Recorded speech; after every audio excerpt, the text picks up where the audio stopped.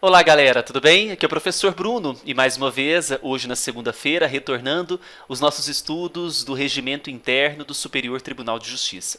Chegamos enfim ao nosso artigo número 27, dando prosseguimento ao que nós estávamos vendo na semana passada, na sexta-feira, a respeito da escolha dos nomes das listas tríplices, né, para preenchimento de vaga, seja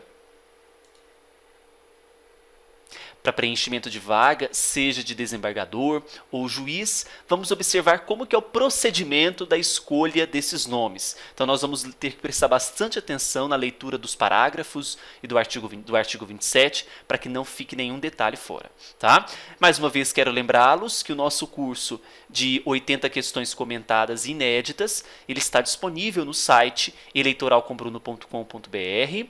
Já entregamos, na verdade, nossa equipe já entregou 3 aulas, falta somente mais uma, que encerra agora na sexta, e veja bem antes da prova. Então dá para vocês lerem, estudarem, relerem todas as aulas antes da prova, apenas R$50. Bom, vamos então ao conselho de apreciação. O artigo número 27, caput, ele diz que na escolha desses nomes, quando for aberta a sessão, essa sessão ela será transformada em conselho. Para que serve esse conselho? O artigo 27 traz o objetivo para que o tribunal aprecie aspectos gerais referentes à escolha dos candidatos, seus currículos, vida pregressa e se satisfazem os requisitos constitucionais exigidos. Os membros do tribunal receberão, quando possível, com antecedência de no mínimo 72 horas da data da sessão, a relação dos candidatos instruída com cópia dos respectivos currículos. Então, qual que é a informação máxima desse 27? Que a sessão ela será transformada em conselho para a apreciação de informações gerais dos candidatos. Tá? E é importante que aqueles membros do tribunal que vão apreciar, eles poderão, se for possível, receber essas informações com 72 horas de antecedência, para que quando chegue no conselho não fique naquele lenga-lenga, né? Já tenham as informações pré-analisadas. Parágrafo 1º. Tornada pública a sessão, o presidente designará a comissão escrutinadora, que será integrada de 3 membros. Escrutinadora é a comissão que vai apurar os votos para a escolha dos representantes daquela lista tríplice. Parágrafo 2º. Existindo mais de uma vaga a ser preenchida por advogado ou membros do Ministério Público, para cada lista sêxtupla será elaborada uma lista tríplice, observando-se o que dispõe o parágrafo 3º deste artigo. Então vamos observar o que prevê esse parágrafo 3º. Olha a extensão do parágrafo 3º, muito cuidado. Tratando-se de lista tríplice única, então nós temos uma única lista com 3 nomes. Cada ministro, no seu primeiro escrutínio, votará em 3 nomes. Ter-se-á como constituída se, em primeiro escrutínio, 3 ou mais candidatos obtiverem maioria absoluta dos votos do tribunal. Hipótese em que figurarão na lista, pela ordem decrescente, ou seja, dos mais votados, os nomes dos 3 mais votados. Daquela lista sêxtupla, para compor a lista tríplice, ela vai ser transformada numa lista tríplice, os 3 mais votados. Em caso contrário, efetuar-se-á o segundo escrutínio e, se necessário, novos escrutínios, concorrendo em cada um candidatos em número correspondente ao dobro dos nomes a serem inseridos, ainda na lista, de acordo com a ordem da votação alcançada no escrutínio anterior, incluídos, entretanto, todos os nomes com igual número de votos na última posição a ser considerada. Restando apenas uma vaga a preencher, será considerado escolhido, o candidato mais votado, com preferência ao mais idoso, em caso de empate. Então veja que nós estamos falando aqui na formação da lista tríplice a partir de uma lista sêxtupla. Então olha só, o primeiro critério, será constituída então essa lista tríplice os 3 ou mais candidatos obtiverem a maioria dos votos do tribunal. Bom, maravilha. Então, no primeiro escrutínio, tratando-se de lista tríplice única. Porque para cada vaga eu preciso elaborar uma lista tríplice, não é? Em caso contrário, quando forem mais de uma lista tríplice, olha só, efetuar-se-á um segundo escrutínio e, se necessário, novos escrutínios, concorrendo em cada um candidatos em número correspondente ao dobro dos nomes a serem inseridos. Tá? Então, essa é a previsão do parágrafo 3º. Olha o 4º. Se existirem duas ou mais vagas a serem providas dentre juízes ou desembargadores, o tribunal deliberará preliminarmente se as listas se constituirão cada uma com 3 nomes distintos ou se, composta a primeira com 3 nomes, a segunda e subsequentes deverão ser integradas pelos 2 nomes remanescentes da lista anterior, acrescidos de mais um nome.